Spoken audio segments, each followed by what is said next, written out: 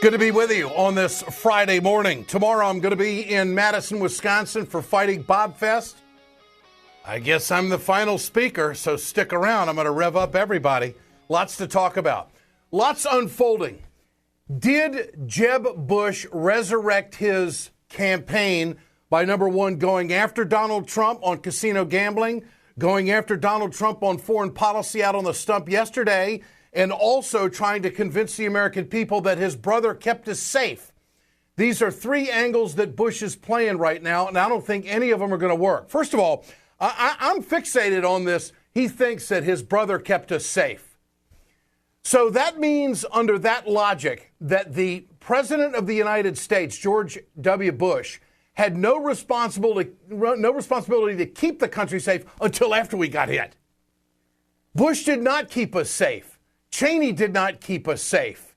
And if you don't know the story, just go Google August 6th presidential daily briefing and see what Bush and Cheney and the rest of these jokers were told. They paid no attention to their intelligence agency when they said that, look, these terrorists, Al-Qaeda, which has hit us in the past, they want to hijack commercial airplanes and fly them into buildings. I mean, for the mainstream media to allow this narrative to develop right now that, well, Bush kept us safe is crazy. And what Jeb Bush is doing, he's using that narrative to support his position on foreign policy that, oh, yeah, we can go in and bomb the hell out of it, put troops on the ground, and we'll do everything we have to do to defeat ISIS because it worked the first time in Iraq because my brother kept us safe. This is crazy. All right. I want to go to the chairman of the Broward Democratic Party, Broward County Democratic Party in Florida, and also the former chair of the Democratic Party, and that is Mitch Caesar, great friend of mine who we used a lot on television, and of course he's going to be with me a lot on Ed Schultz News and Commentary. Mitch, good to have you with us today. How are you, Ed? Good to be here. What do you make of Bush saying that, my brother kept us safe? What's that strategy? What is that lie? Well, I mean, Jeb is fading. Trump said he's low energy. At least the other night he was medium energy, but he was as stiff as a board. It's interesting. It's like when you're a kid in the third grade and get in a playground fight and you say, you can say anything you want, but you can't say anything about my family. And he's busy defending his brother and his wife. Obviously, President Bush, as you said, and I've said many times, has a negative record. He says he's going to be his own man. So if you're going to be your own man, does that mean you would have done as well or as bad? Yeah. Then how can you be your own man when all your advisors are the same neocons that his brother used? And now they're rolling out Dick Cheney and his book to keep up this type of constant drumbeat and in effect, indirectly give Jeb Bush cover. It's a fantasy. You can't defend what's indefensible. Here is the exchange that took place the other night. Your brother and your brother's administration gave us Barack Obama because it was such a disaster those last 3 months that Abraham Lincoln couldn't have been elected. You know what? As it relates to my brother, there's one thing I know for sure. He kept us safe. I don't know if you remember. See, now that response from those folks in the Reagan Library, that goes back to the old Reagan theme, don't ever take a shot at another Republican. The fact is that they're trying to do history revisionism that's taking place here right now. We got hit on Bush's watch. Their judgment was poor. And, Mitch, this whole discussion came out from judgment. Do you want someone with good judgment? The next thing is that Bush goes out on the campaign trail in New Hampshire and says this about Donald Trump's foreign policy. I hope I will be so brilliant and so eloquent and so high energy. I'm not going to get my foreign policy based on watching the shows or say, don't worry about it, I'll figure it out later. That's right. You need a president with a steady hand because this is a dangerous world. Okay, his steady hand is to, I guess, do it the way his brother did it and lie us into a war and lie us into a theme that might get us to defeat ISIS. It's psycho talk is what it is.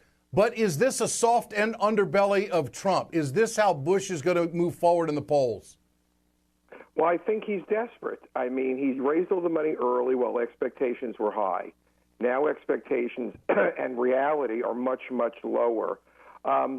It's interesting. He talks about how his brother kept everybody safe, but at that same time, while Jeb Bush was governor, a lot of the terrorists were training as pilots in Florida. Yeah. There's actually a tie to the brothers, even Jeb. That stuff was going under his nose, under his brother's nose. Seems to be a family trait, unfortunately. Okay. There's another angle that's being played out here that unfolded in the debate the other night. Trump is going around saying that he's turning money down, that he can't be bought. And I think that this is something that the American people are gravitating to. It's the same thing over on the left where Bernie Sanders is saying, hey, I'm not taking PAC money, okay, and I'm not running negative ads. Here's Trump saying that, well, I'm not taking any money. You know, I can't be bought. And so this was brought up in the debate when Jeb Bush said, wait a minute, you tried to buy your way into casino gambling in Florida. Here it is. The one guy that had some special interest that I know of that tried to get me to change my views on something that was generous and gave me money was Donald Trump. He wanted casino gambling in Florida. I didn't want it. Yes, you did. Totally false. You wanted it, and you didn't get it because I was opposed to casino gambling before, during, and after. And that's not, I'm not going to be bought by anybody. I promise, if I wanted it, I would have gotten it. So I asked the question the other day on this production, Ed Schultz News and Commentary, how is any Republican going to respond to what Trump says about not taking money? Well, Bush has found a way. He says, wait a minute, you gave me $50,000. You held a $500 a plate fundraiser for me down in Florida. You wanted casino gambling. The key to this that I think Trump is hanging his hat on is that he never personally asked Bush to support casino gambling. So there's a lot of detail to this story. It unfolded in about a 1-minute exchange at the debate the other night, which I think it is the devil in the detail we got to get to. Mitch Caesar, where's the truth? Where's the bullshit in this? Well, I remember during the casino gambling fight, and I remember that Bush was against it, and I also remember that Trump was for it. There are news reports that although he didn't discuss it with Trump, the Speaker of the Florida House met with Trump. Certainly Trump's deputies met, and there's a lot of legislators who have already commented publicly, who are Republicans, who said, we sat in at the meetings. We remember his organization, his people wanted it. What he did was he hid behind, not that, he was trying to make a deal with the Seminole Indians, and to run what's the biggest piece in Florida, the Seminole Hard Rock, which is actually 10 minutes from my house. Yeah. And I recall very specifically how his folks were pushing casino gambling, how Bush literally from a religious perspective was against it, Yeah. and clearly he was involved. So when he said it, I started to laugh. I was sitting at home watching, and I remember that being absolutely ridiculous. But he was hiding behind, I think. So Trump's lying. So Trump is not being completely truthful here. No, it was an absolute lie because he tried to tie into the Seminole Indian Compact and used them. He had a deal in the works to manage the Seminole Hard Rocks, which is the Seminole Indians. And that deal fell through, but he was trying to go through that methodology. Okay. So Trump is got some gray area on this. You say he lied. It sounds like he did, although he never spoke directly with the governor. So if Trump really wanted it and had to have it, wouldn't he have picked up the phone personally and said to Bush, hey, I gave you $50,000. I held a fundraiser for you. This is what I want. He never personally asked. Is that the room that he's using right now? It is, and I got to tell you how it works in the lobbying perspective. You have a governor who your people have already told you is absolutely against it. So, yes, you could pick up the phone, but if you feel it's a dying deal, you don't pick up the phone if you're Donald Trump. You have your staff do it. You only do that if you feel somebody's on the ropes and you could push them over the line. Okay. They felt Bush couldn't be pushed over the line on the issue. All right. Mitch Caesar with us here on Ed Schultz News and Commentary. Another story that's unfolding. Just how many debates should the Democrats have? Bernie Sanders once more. Obviously, Martin O'Malley once more. But Hillary Clinton, again, is non-committal. Now, we all know that Debbie Wasserman Schultz is in the tank for Hillary Clinton. She was back in 2008, and she has been ever since. The bottom line here is she is the chair of the DNC. So Hillary was asked directly, how many debates should we have? Here's the answer. I look forward to debating. I look forward to the debate, next month, now just a month away. And I will certainly show up anywhere the Democratic National Committee tells us to show up, because I want us to have a good exchange of ideas and to make sure that Democratic voters first and then general voters to follow, see exactly what we stand for and what our positions are. So, I am ready and willing, no matter what they decide, to show up and be there. So, Hillary, Is Hillary trying to make the case that she has no influence with Debbie Wasserman Schultz? I mean, the question was, do you want more debates? That's the issue. Mitch Caesar, unpack it for us. Well, I'm sure she does have influence with Debbie because Debbie originally supported her prior to President Obama. Why not more debates? Right, and I have to tell you, that was a very intense discussion a few weeks ago in Minneapolis at the DNC meeting in which I was present. I sit on the executive board of the DNC. And in fact, at the executive board of the DNC, I will share with you that issue came up, which was prior to the general session and prior to people coming to the mic and saying, we want more debates. And Debbie had said, it was her decision solely, which was interesting because literally nobody asked her that particular question. So Debbie Wasserman Schultz said at the DNC Executive Council meeting that this was her decision solely, that if there were going to be more debates, she would be the one pulling the trigger. That's correct. Wow. And then Hillary goes out there and says, well, I'll do whatever the DNC wants to do. Give me a break. That just stinks across the board. We deserve more than the number of debates they have right now. What is the official number? Has that changed at all, Mitch? I think it's 6. I could be wrong. I think it's 6. Okay. We had some folks during the general session come up and say that, and then, obviously Debbie closed it down, as would be anticipated. Okay. Mitch Caesar, great to visit. We'll do it again. Thanks so much. Thank you, Ed. You bet. Mitch Caesar from Florida. Jeb Bush trying to reinvigorate. We'll stay in touch with Mitch because clearly this is the first strategy that Bush has shown that he's going to try to derail Trump on these issues.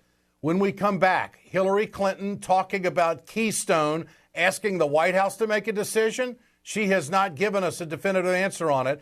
And also the budget. Will there be a shutdown? Coming up with us here on Ed Schultz News and Commentary will be Chris Van Hollen, who is a ranking member on the Budget Committee. Stay with us. We're right back right after this.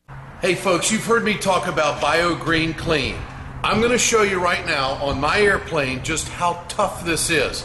I want you to keep in mind, chemical-free, 100% plant-derived, biodegradable. It is the safest cleaner that you can get, and it's the most effective. Go to our website, wegoted.com, or go to biogreenclean.com. www.biogreenclean and order today. We perpetuate a culture of crime all the way from Wall Street right down to the main street in our hometowns. It's worse than it has been since FDR took control of the problem and said we can't count on industry taking care of the American labor. They probably have already engaged into some type of criminal cover-up, and the law prohibits the government from even doing anything about it. Catch America's lawyer Mike Papantonio on YouTube at youtube.com/GoLeftTV. Subscribe to the Ed Schultz podcast today. Simply log on to iTunes, search for Ed Schultz, and click the subscribe button to have the show delivered to your preferred listening device daily, free of charge. Rate and review the podcast to tell us how we're doing. More details at wegoted.com. Communication Workers of America, Alliance for American Manufacturing, BioGreen Clean, and the iSave team bring you this Ed Schultz News and Commentary. All right.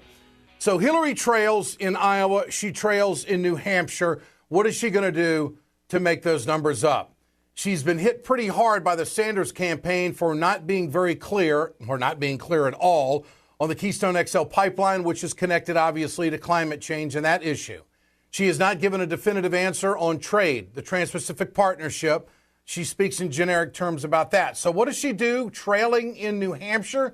She goes out on the campaign trail and talks about Keystone and throws it on the White House. Listen to this. I have been waiting for the administration to make a decision. I thought I owed them that. I worked in the administration. I started the process that is supposed to lead to a decision.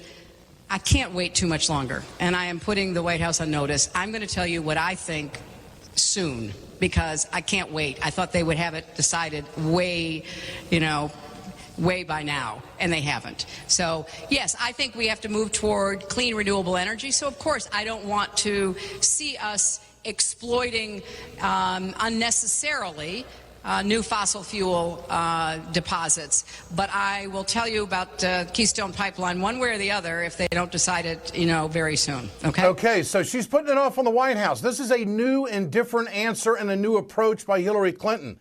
If you were to match it up to some of her previous answers, she said that she thought that Keystone was part of a broader conversation for energy policy with Canada.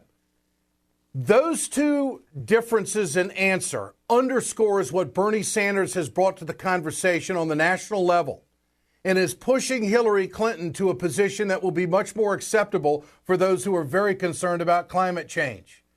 I think it's more than interesting. And the question, we can only speculate, that if Hillary were leading in the polls, would she be out saying to people, hey, just let Obama make the decision. I'm okay with the timing. No, she needs to step out. She knows she needs to step out, and this is her way of doing it. Or the White House has said she's going to make it. They're going to make a decision, and they've alerted her, and this is how she's playing it. I'm not sure. When we come back, will there be a government shutdown? We'll talk to Congressman Chris Van Hollen, ranking member on the House Budget Committee. That's next on Ed Schultz News and Commentary.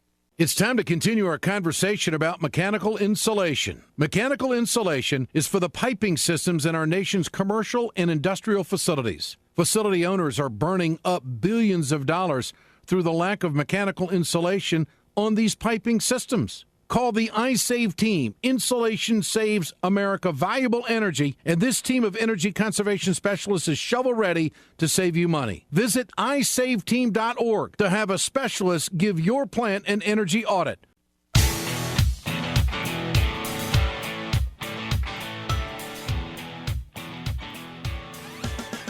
Good to have you back with us here on Ed Schultz News and Commentary. Communication Workers of America, Alliance for American Manufacturing, BioGreen Clean, and the iSave team bring you this production.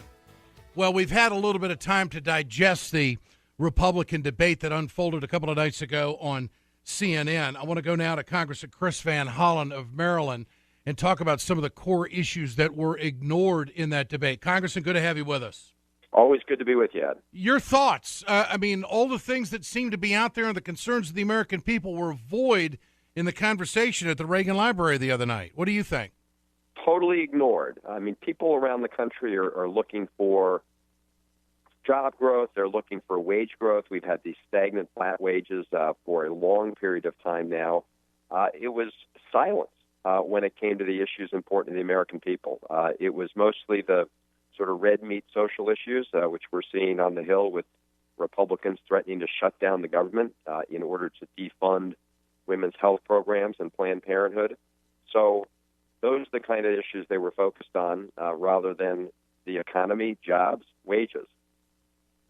What about the conversation that unfolded about Planned Parenthood and possibly shutting down the government?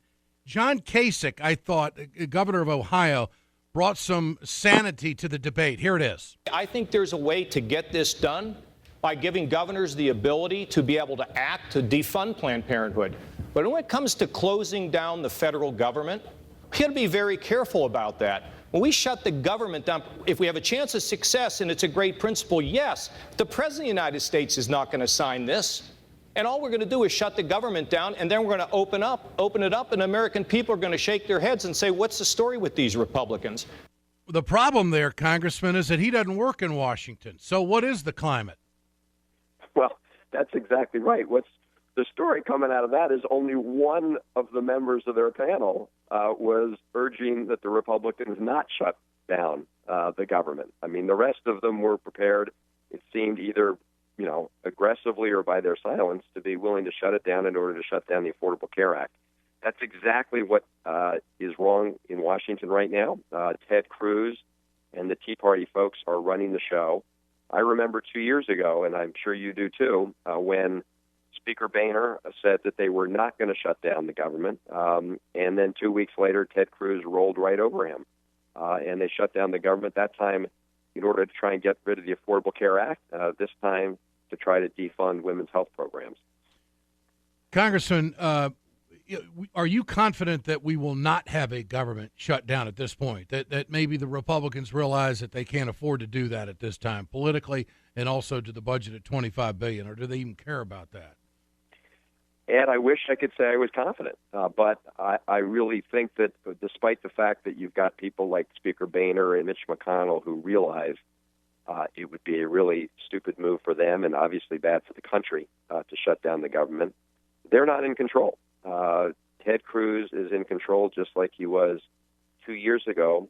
The only way to avoid this is for Speaker Boehner to reach out to Democrats, and we're happy to work with him to make sure the government stays open. I introduced the Prevent Government Shutdown Act just the other day that calls upon Speaker Boehner to appoint a bipartisan group of legislators, Republicans, Democrats, House, Senate.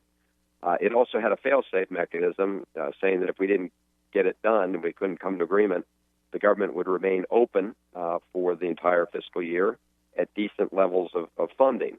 But Speaker Boehner has not come to us at all. He's been totally sort of AWOL when it comes to negotiations. So as of right now, I'm afraid the Ted Cruzes of the world are heading us over the cliff. Okay. And if we shut the government down, how injurious would this be to the economy, if at all? Yeah. Very injurious, because we already know what happened just 2 years ago. Within a period of 16 days, there were $24 billion in losses to the economy, $24 billion. That's not my number. That's Standard & Poor's. Over 120,000 jobs were lost, were not created during that period of time. And the disruptions to the economy were huge. So they're playing with fire. As we said earlier, there was no discussion last night really about jobs in the economy. I will only say that what they're thinking of doing and shutting down the government would do great damage to jobs in the economy. So at this hour, you're not confident that shutdown can be averted? The crazies over on the right, you don't know what card they're going to play next, and America needs to prepare itself for something that might not be very good. I mean, that's basically where we are right now. Well, that's exactly right, because Ted Cruz and Tea Party folks are in charge right now. They've got the momentum within the Republican caucus, and the only way out is for Speaker Boehner to come to his senses and come work with Democrats, work with the president to avoid it. But he's so afraid of losing his own job that he's prepared to allow the government to shut down, and Americans will lose theirs. Congressman, finally, on the House Budget Committee, you know what the numbers are. Vladimir Putin obviously is in connection with Syria. They're building up a military air base there. There's a big discussion in Washington as to whether the president, the administration, should go face-to-face with Putin. He's going to be speaking at the UN. Give us a scenario that we can afford. Give us a scenario that would be a workable solution. Your thoughts on how to deal with this, what seems to be evolving into an international crisis and a showdown between Putin and Obama. Well, they may see each other at the United Nations. I don't know if they'll actually meet or not. Look, in the Middle East, we need first and foremost, I believe, to make sure that ISIS does not continue to spread. ISIS is the major threat to the United States, and I think the president does have a strategy to prevent their continued expansion in Iraq and to hit them by air and support our Kurdish allies and others in Syria. So, my view is that is our top priority in the region right now. Okay. Congressman Chris Van Hollen, good to have you with us. Thanks so much for joining us. You bet. Chris Van Hollen here on Ed Schultz News and Commentary. Brought to you by Communication Workers of America, Alliance for American Manufacturing, BioGreen Clean, and the iSave team. Now this.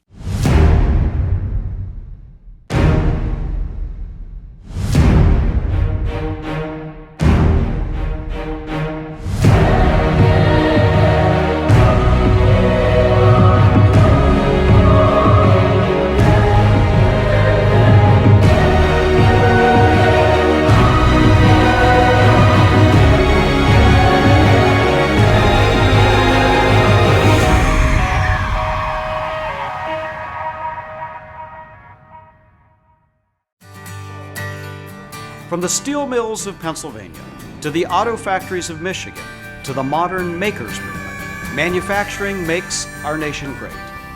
I'm Scott Paul, President of the Alliance for American Manufacturing. We bring business and labor together to advocate for policies that everyone can agree on. Together, we can strengthen manufacturing and create good-paying American jobs. Help us keep it made in America.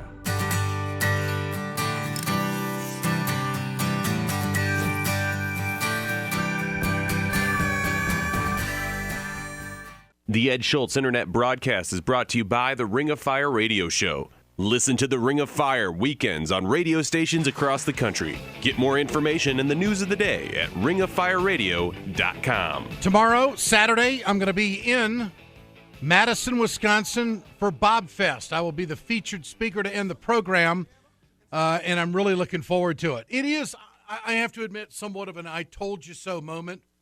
I told you years ago that the agenda that Governor Walker has been pushing would never fly on a national platform. And the guy's living in a dream world. After the debate, he says that he's going to, there's a resurgence that's going to take place. You have been struggling a bit in the polls. Do you think that tonight was a breakthrough moment? Yeah, I think so. I think people, what I heard in Iowa is a lot of people have said to me at cafes and diners and places I go to, you're one of my top 2 or 3 candidates out there. What I want to see is the kind of passion you showed when you took on the big government union bosses, when you took on the Washington-based special interests. I think we showed that tonight. Oh, so the passion that he showed the other night is going to make a big difference in the polls. We'll see. I think Walker's left for dead. And I'm going to have so much fun telling the residents of Wisconsin that Big Eddie was correct all along. Have a great weekend. Back with you Monday on Ed Schultz News and Commentary.